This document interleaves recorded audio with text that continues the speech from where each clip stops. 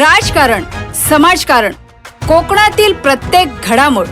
सिंधुदुर्ग 24 तास आता नव्या रूपात. सिंधुदुर्ग संवाद, ताज्या घडामोडींसाठी आताच सबस्क्राइब करा. सिंधुदुर्ग जिल्ह्यात शासकीय कामकाजातील हलगर्जीपणावर प्रशासनाने कठोर भूमिका घेतली आहे. आपत्ती व्यवस्थापन आणि निवडणूक कामकाजात निष्काळजीपणा केल्याप्रकरणी एका अधिकारी आणि एका कर्मचाऱ्याला निलंबित करण्यात आले आहे. ही माहिती जिल्हाधिकारी तृप्ती धोडमिसे यांनी दिली.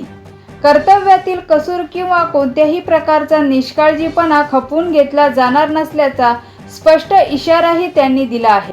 आपल्याकडे 3 विधानसभा मतदारसंघ आहेत. तर 3 विधानसभा मतदारसंघात काम चालू आहे. आपल्याकडे 921 BLO मार्फत हे काम चालू आहे. आता सध्या सुरुवातीचा जो मॅपिंगचा टप्पा होता तो आपण 2 महिन्यापूर्वी पूर्ण केलेला आहे. त्यानंतर आता जे गणना प्रपत्र वाटप असतं, इनॉग्रेशन फॉर्मचं डिस्ट्रीब्युशन चालू आहे आता सध्या. तर त्याच्यामध्ये थोडा आपला वेग कमी आहे, पर्जन्यमान असेल किंवा इतर काही स्थानिक गोष्टींमुळे. तर तो वेग कमी असल्यामुळे मी 3 मतदारसंघांचे आढावे केले होते. परवा दिवशी सावंतवाडी, काळकुडा, मालवण आणि आज कणकवली विधानसभा मतदारसंघ. तर काही जे कोणी कर्तव्यात कसूर करत असेल तर त्याच्यावर देखील मी कारवाई करण्याचे आदेश दिलेले आहेत. पुढच्या 2-3 दिवसात आपला परफॉर्मन्स चांगला वाढेल आणि एकदा डिस्ट्रीब्युशन झालं की मग ते भरून घेणे आणि ते ऑनलाईन अपलोड करणे असं अपेक्षित आहे. याच्यामध्ये स्थानिक नागरिकांना देखील माझं आवाहन आहे की त्यांनी देखील जे BLOs घरोघरी फिरत आहेत आणि फॉर्म्स देत आहेत तर ते फॉर्म्स करेक्ट आहेत की नाही बघणे आणि ते भरून त्याच्यावरती सही करून त्यांना परत करणे. या गोष्टी जर त्यांनी केल्या तर BLOंचा देखील वेळ वाचेल. मॅडम, विधानसभा निहाय किती टक्के काम पूर्ण झालेलं आहे? आता याच्यामध्ये टप्पे आहेत. म्हणजे डिस्ट्रीब्युशन हा एक टप्पा आहे, त्यानंतर डिजिटायझेशनचा टप्पा आहे, तो पुढे चालू होणार डिस्ट्रीब्युशन झाल्यानंतर. आता सध्या डिस्ट्रीब्युशन आपलं 30 ते 35% आहे आज रोजीचं. म्हणजे तो बदलत राहतो आकडा. तर साधारण आमचं अपेक्षित आहे की साधारण 10-11 तारखेपर्यंत 100% डिस्ट्रीब्युशन होईल. त्यानंतर कलेक्शन आणि डिजिटायझेशन होईल. पण एकंदरीत बघितलं तर ह्या कामामध्ये दोडामार्ग आणि मालवण इथे जे अधिकारी आहेत ते निलंबनाची शिफारस आपण केली, कारण कामात कसूर म्हणजे SIS असेल किंवा आपले आपत्ती व्यवस्थापन कामामध्ये कसूर केले असं एक माहिती येते. काय सांगता? हो, सावंतवाडी विधानसभा मतदारसंघाचा आढावा घेताना दोडामार्गमध्ये जेव्हा आढावा घेत होते त्यावेळेस लक्षात आलं की गटविकास अधिकारी हे AERO आहे तिथले, म्हणजे सहाय्यक मतदार नोंदणी अधिकारी. तर ते उपस्थित नव्हते आणि त्यांच्याकडचं कामकाज पण कमी होतं.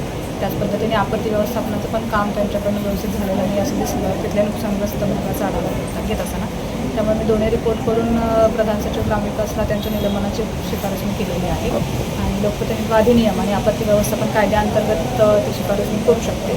त्यामुळे ते अधिकार वापरून त्यांची शिफारस केली. त्याचप्रमाणे काळकुडा, मालवणच्या ठिकाणी देखील जे आमचे दुसरे सहाय्यक मतदार नोंदणी अधिकारी होते तिथले स्थानिक गट शिक्षण अधिकारी, तर त्यांच्याही कामकाजात ते उपस्थित नव्हते आणि त्यांच्याही कामकाजात तशी प्रगती नव्हती. त्यांचं जे त्यांना जेवढं काम वाटत होतं तर समाधानकारक उत्तर न मिळाल्यामुळे मी त्यांच्यावरती देखील निलंबन करावं असं मी जिल्हा परिषद मुख्य कार्यकारी अधिकाऱ्यांना निर्देश दिले. जिल्ह्यातील असे किती अधिकारी, किती कर्मचारी ज्यांच्यावर निलंबन करण्यात येणार आहे?